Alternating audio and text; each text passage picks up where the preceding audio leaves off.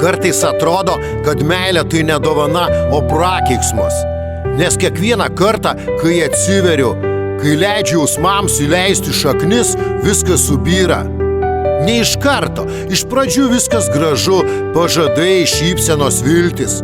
Bet vėliau viskas tampa tik iliuzija ir lieku aš.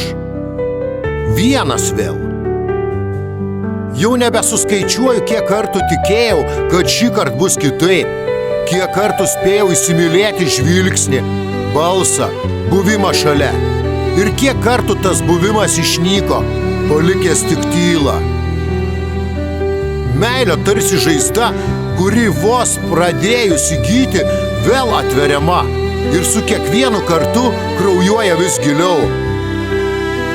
Pradedu tikėti, kad galbūt tai mano likimas. Gal kažkur užrašyta, kad meilė ne man skirta. Kad kiekvienas jausmas, kurį aš išgyvenu, turi baigtis vienatvės tyla.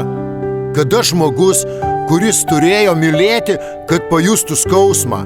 Ir iš to skausmo mokytis būti vienam. Meilės prakeiksmas tai negebėjimas mylėti per daug.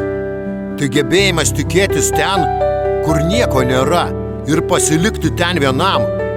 Nes širdis dar tikėjo, nes protas dar laukė, o siela, ji tiesiog nebenorėjo kovoti.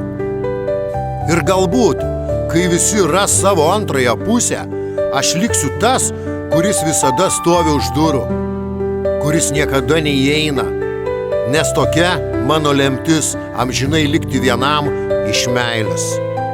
Real Dreams.